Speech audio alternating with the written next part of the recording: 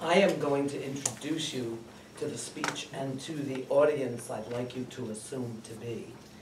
I would like you to think that this is a luncheon address for senators and assemblymen in our state who are considering passing very soon Assembly Bill ABX 215, the End of Life Options Act, that this Wednesday passed the House and awaits final approval after some manipulation in the Senate. It would allow Californian terminally ill patients to receive prescriptions from their doctor that they could administer to themselves for end of life. Nearly 7 out of 10 Californian voters, 69%, 70% of Latinos, 60% of Catholics support this end of life according to a June bipartisan poll. What I'm asking you to do is be members of that audience, this luncheon where I'm a motivational speaker. And during that speech, I'd like you to be part of my 12-step group. And if you ever have been to a 12-step group, after I say I'm Pat, you go, hi, Pat. So it's a little participatory, and we'll participate in the end. Any resemblance of the characters in this monologue to persons living or dead or their relatives is purely not a coincidence. You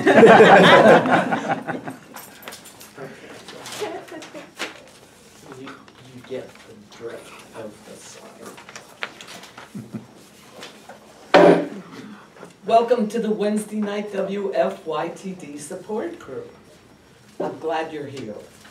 As you know, this is not PSTD, although some of us have it. This is the Waiting for Your Parents to Die support group. And first I will read, as I always do, the principles. The only requirement for membership is a desire to have our struggle with our parents be over. We are here to support one another during the agonizingly long time it takes to leave the planet and leave us alone. Our public relations policy is based on attraction, not promotion. We carry our message of support to other baby boomers who suffer. There is no crosstalk. If you wish to give advice to anyone, take them out for a drink after the meeting. Step 1 of our 5 steps. We admit we are powerless over how old and crotchety and disoriented our parents may have become, and that their lives are unmanageable, and so are ours as caretakers. Step 2. We come to believe that only by sharing our stories can we restore not them, but ourselves to sanity. Step 3.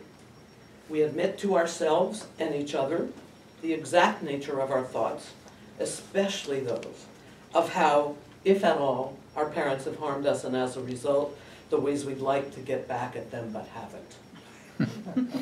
Step 4. We work diligently to forgive both our parents and ourselves, ultimately encouraging them to let go, not let God, because that takes too long.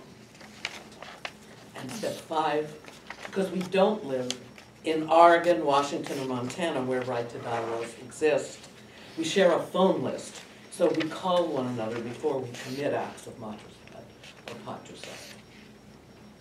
So, as the moderator of the meeting tonight, would anyone like to talk first?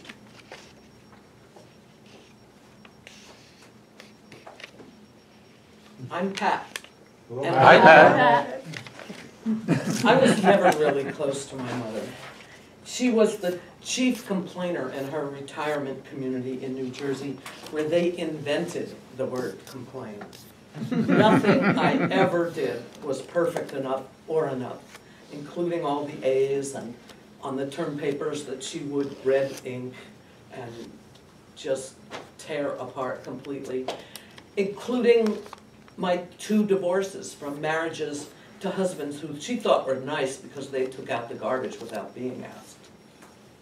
Okay, my therapist of 10 years that I've spent thousands of dollars and hundreds of hours looking at my issues with her said, don't expect one of those miracle Kubler-Ross beautiful endings. You know, the 5 stages: denial, anger, bargaining, acceptance is the last stage. She sounds like a bitter old woman, and I think you may have to let go of that. And, you know, they get more like they were all their life at the end. And I said, oh, ouch. My theme song these days is, it won't be long now, it won't be long now. Thank you for sharing. Next.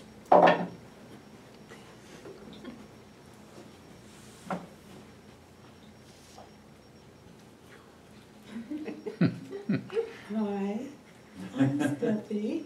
Hi, Steffi. Steffi. And today my life is, thank goodness I go to the ashram. It's one of selfless service. I moved my mother, who's 94, in with us 2 years ago. And I love Ruth, she's so sweet. I just want to make her happy. But every day she wants to get dressed up in her finest blouse and all her jewelry with makeup on and have me help with her hair. And I do it because I love her. But the other day, she called me in after we got dressed and she said, Steffi, I want you to help me write a book. I said, a book, Mom? Sure, I'll help, I'll dictate it and see what we can do. She said, Steffi, I don't want you to be upset with the title. I said, the title? What title, Mom? She said, 90 is enough. And I thought, oh, yes, 90 was enough. At 90, she was living in a 2-story walk-up in Yonkers, independently, taking care of herself. Then she had a fall and a fracture, and we moved her back here to California with my husband and I. And I look at the numbers and I subtract 68, which I am, from 96, and I get 24 years, and I go, this can't happen to me. Who's going to take care of me? Thank you for sharing. Next.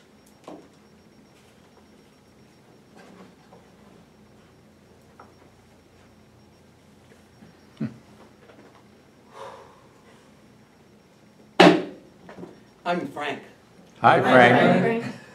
Well, I've sat in this room long enough to know that I am definitely a WFYP-er, and here is a safe place for me to tell you the truth. I can't wait for the money. No, I need the money. My mother has a $2.3 million estate that has my initials on it. And she inherited the land that the house she lives in right now and the other 5 rentals they built in San Diego in the 20s and 30s were. And she has a life of financial freedom that I never had and still don't have. And we tiptoe around her about the money. In fact, I imagine a sort of Columbo-like mortician coming in, where she's keeled over and he sniffs the wine glass and looks at the crumbs on the table and signs the death certificate and gives it to me. But then as he's leaving, he's going, oh, and one more question. Where are those other 5 properties you're going to inherit? Whew. But those imaginings, I bet some of you have had too. I mean, that's what this support group is about. And the other day, another $575,000 wafted in the door. She inherited from another relative she'd forgotten about. So I finally said, I need $12,000 worth of dental work for a bridge in my mouth. I need a new transmission on my car. So I wrote her a letter and asked for $18,000. That's 0.4% of the estate that the trust, the family trust that my brother and I will share. But she took 2 weeks to respond and made me sign a letter that said, I, Frank, will never ask for another penny until it's bequeathed to me when she dies. Jesu Christu, what kind of prosperity consciousness is that? Wouldn't you think she'd want her children to enjoy some of her splendor and let them know about it? Thank you for sharing. Next.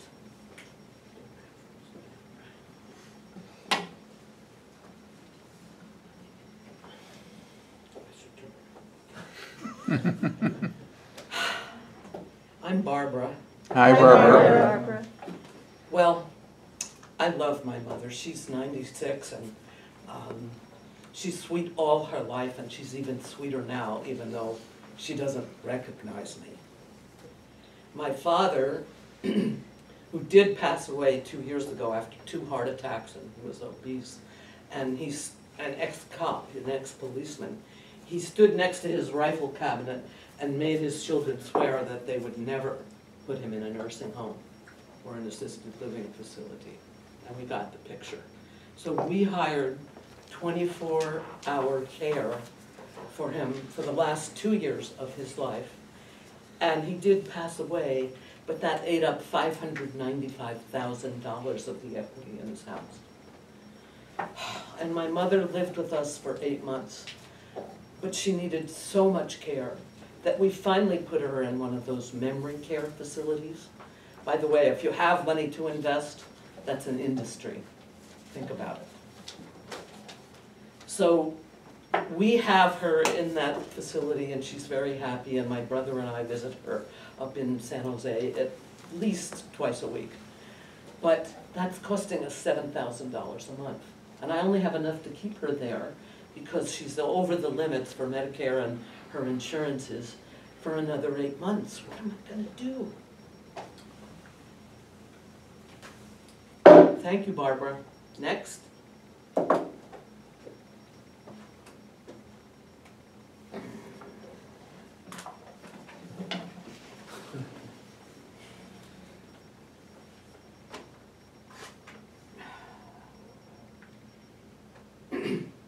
Hi, I'm Leslie. Hi, Leslie. I'm 37, and I moved here from Wisconsin a year ago to help my dad, help my mother with Pick's disease. You know what Pick's disease is? It's a deteriorating disease, much like Alzheimer's, only worse. My mom was a cardiac nurse. My father was a cardiac surgeon. She's 69, and you regress to the point where she's a toddler. She's about 3 now. We have to feed her. We do get her dressed up 3 days a week and get her to the adult daycare facility in Carmel. But the rest of the time, it's pretty much toddler care. In fact, the other day, she was sitting at the dinner table in what we've made into like a high chair and eating spaghetti and meatballs, and my father was watching football on TV. And she took a meatball and she went thwack, and right in the middle of the football game that he was watching. Sometimes you have to laugh at the things they do. The other day when he was watching football and she wanted something, he didn't respond. She went into the dining room and literally slipped down her Depends and took a dump on his favorite Oriental rug. You think she's in the anger stage? It's sad though. And I wish there was a way to help her over the edge. And I know you people will understand. Okay. Thank you for sharing, Leslie.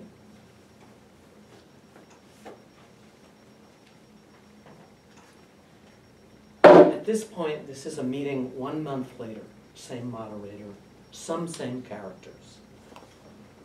Who would like to share? Dory.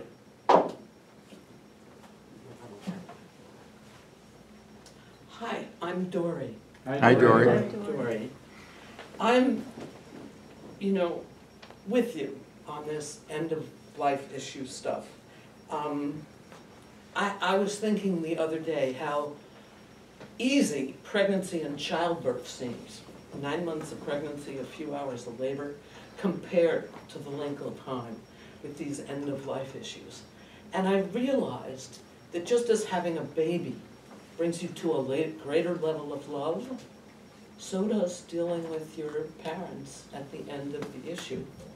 Life issues, like they were babies. I don't want to throw Mom from the train, but I sure wish there was something I could do. Thank you for sharing.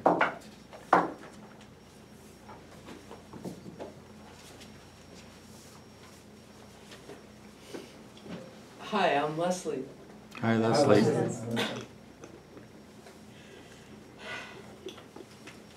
I don't belong in this group anymore, it happened. Yeah, 2 weeks ago, my mother had a stroke. And she was sitting up 1 minute in the bed the hospice people had put in the living room, and the next minute, she was slurped over. And the hospice physician came in and said she was in a vegetative state, but she was still breathing. We agreed not to bring her to a hospital or do any of that big respirator, expensive end-of-life stuff. And the doctor left us enough morphine to keep her comfortable. And I could have swear the two doctors winked at each other. And so my father and I called in my two sisters from Hawaii, and they came over last week, and we were all there, and we administered the final shot. And I can't believe how sad I was. The funeral is Saturday, and you're all invited, because this group gave me the ability to maintain my own sanity throughout the time. And that was a peaceful way of passing. Thank you for sharing. Next. Hi, I'm Pat. Hi, Pat.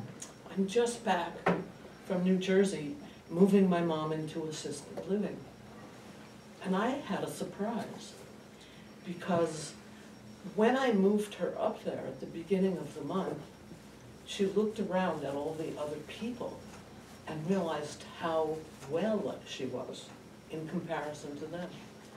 She told me some sweet things about myself. She even said my hair looked nice, which she never did. And she started to be sweet and kind and can make it to, in her wheelchair, to the meals where other people have to be fed or totally listened to. And I even heard there's a term for it called sweet dementia. Well, bless it. And then last night, as I was moving the last of the things out of her apartment that I had sold or given away because it was no longer available, she's on the healthcare wing, which is the death wing, the song Memory from Cats played on the radio. And it was this. Memory, all alone in the moonlight, I remember the old days, I was beautiful then. Touch me, it's so easy to leave me, all alone with the memory of my days in the sun. If you touch me, you'll understand what happiness is. Look, a new day has begun. Thank you for sharing. The meeting's over, and I suggest we all say the Serenity Prayer together. If you know it, please join me. You can remain seated. God, grant me the serenity To accept the things I cannot change, courage to change the things I can, and the wisdom to know the difference.